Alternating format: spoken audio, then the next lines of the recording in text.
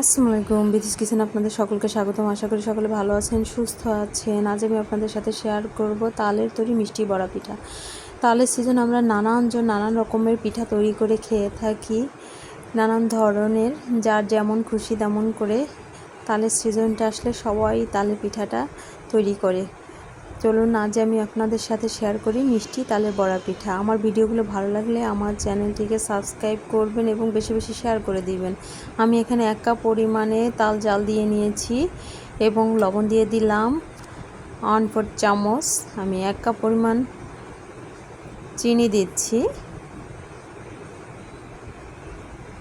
চালের গুঁড়া দিয়ে নিচ্ছি 1 কাপ পরিমাণে, 1/2 কাপ পরিমাণে ময়দা দিয়ে নিচ্ছি, ময়দা বা আটা যেটাই দেন না কেন দিয়ে আমি এটাকে ভালো করে বেটারটা তৈরি করে নিচ্ছি। একটা কড়াই বসিয়ে দিচ্ছি, কড়াই চুলা অন করে দিয়েছি, সামান্য পরিমাণ লবণ দিয়ে দিচ্ছি তেলের ভিতরে যাতে আমার পিঠাটা লেগে না যায়। তেলটা গরম হয়ে এসেছে, এক এক করে পিঠাগুলো দিয়ে দিচ্ছি।